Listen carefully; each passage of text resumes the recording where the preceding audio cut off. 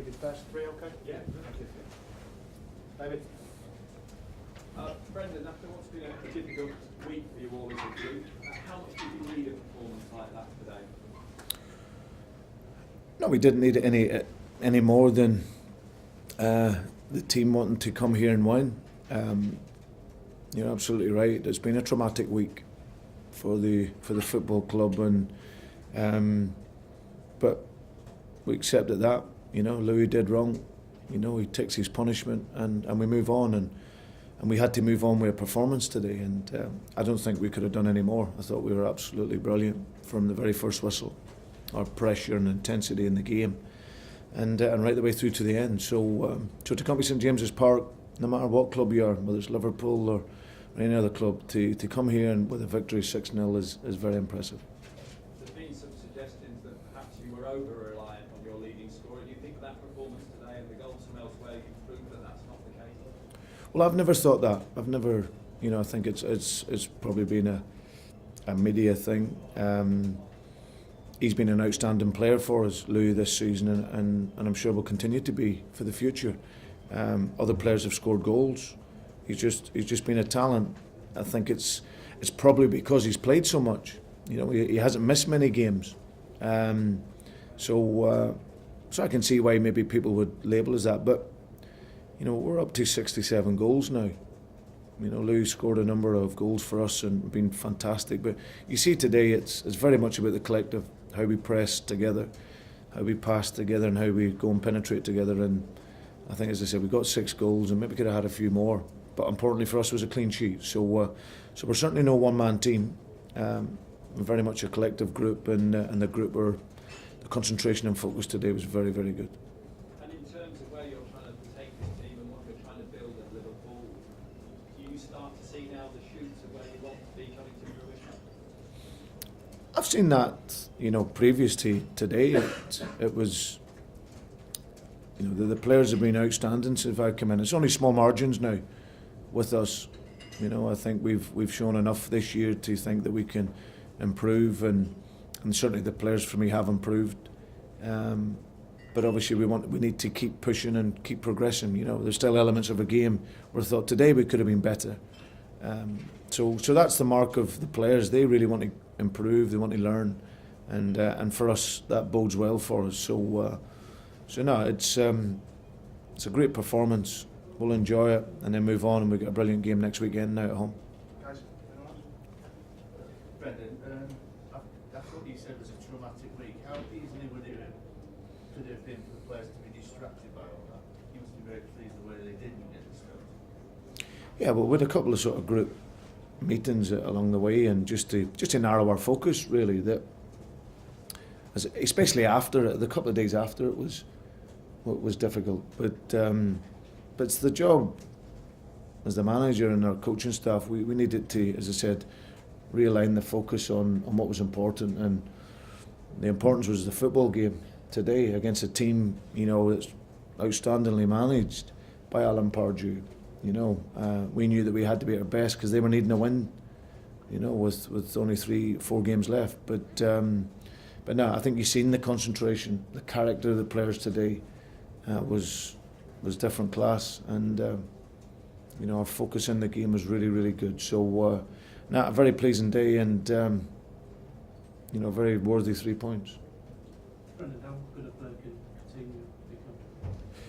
Well, I think he's already a top player. You consider he's 20 years of age. I think you've seen he might be small in stature, but I think technically you look at him, and he's got all the passes in the bag. He makes wonderful passes. His weight of passes is incredible.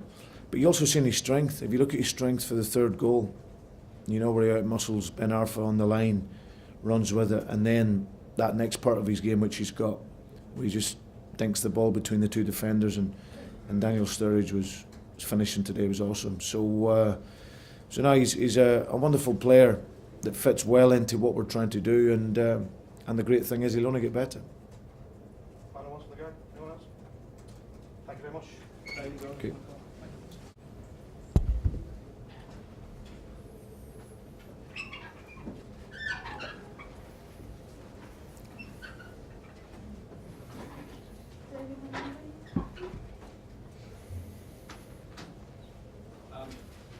Clearly disappointed would be an understatement, but what do you put that performance down to today?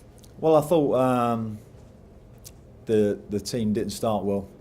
Maybe the first goal certainly looked like it knocked our confidence, and we never really recovered from that. Liverpool looked sharper, faster, better organised than us all day today. You've got a lot of new players in the side, some of course have only arrived in January. Do you think it's proving difficult for them to acclimatise to this situation? Yeah, maybe. I think certainly on the pitch today we lacked a bit of experience, I thought, and we got ragged after the third goal, and that's not like one of my teams, and I certainly can't accept that going forward. And you know, next week at West Ham we need to make sure we're a lot more disciplined than we were today. You've never been one to shirk away from the criticism. What do you say to those fans that are booing at this moment in time of that performance? Well, they've got every right to. That performance is just not good enough for Newcastle. I think we're all aware of that, not just myself and my staff, but my team. And on Monday morning at 10:30, I expect to see all my team out there, whether their foot's hanging off or whatever, ready to train. Because now we got to show that we've got the heart for this little scrap that we're in. Because other teams certainly have.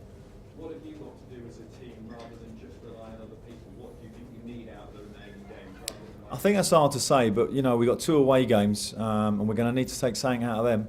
I certainly need a win, I think, in those next 2 games. And finally, you've got every confidence within this group, you've always maintained that, you still believe that? Yeah, I do, and I think the most important thing is that the team has the experience on the pitch to show that, and maybe we're missing a little bit of that today. Sundays. Alan, how worried are you about the situation? Well, I'm worried. Of course, you can't come off a defeat like that and in the manner that it was without being worried. I'm not going to criticise my players. I'm not going to criticise the team in any shape or form on an individual basis. It was a collective effort, and we fell down collectively. How are you embarrassed by that today? I don't want to say that word, but I'm deeply disappointed in terms of the displays that we've had out there today. In terms of Liverpool looked that much better than us, and that shouldn't be the case. I think the most concerning thing, Alan, was the way, as you sort of touched on there, that after the third goal the team seemed to surrender, really. Just didn't seem to be any heart or character there. Yeah, I don't know whether the fault of when you're not playing well and when things are not going great, when you're 3-0 down just after half time, it's a lot for some of the inexperience we had on the pitch, and I think that showed. How do you put it right now? We start on Monday morning to make sure that we got a nice organised team for West Ham. Obviously I know that place well, it's a tough place to go, and we need to be very, very strong, physical, because West Ham will be. Do you believe you can get enough out of the team to keep them in the Premier League still? Yeah, of course, and I think we've got enough in the dressing room to do that.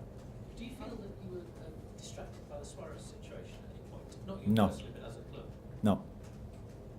Alan, if it's a question of confidence, what will you be doing to lift them? Obviously, the confidence is going to be shattered after the day. What kind of thing have you got that would sort of reason? Well, I think one thing is important, that our best players are available and are fit for next week.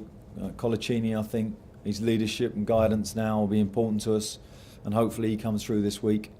Because we just, we need to look to the players who know this situation. We got 2 or 3 in that dressing room who have been relegated at this football club, so they know what it's about, and we're going to have to lean on them to make sure we've got enough experience in games to get something out of it.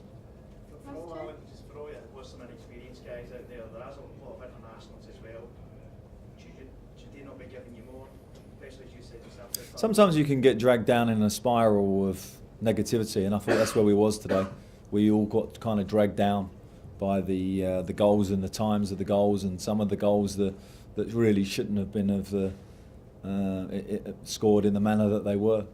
And I think it knocked a lot of confidence today, and as Bob says, I think that's probably our main job, is to lift the heads for next week. Is there a message to the supporters that you will carry on and fight through this? Yeah, absolutely. And, we haven't become a bad staff or a bad set of players. overnight. But we are definitely needing to roll our sleeves up and make sure we make a real good fist of these last 3 games. So, backstage, Thank you. please. Thank you. Good. Good luck.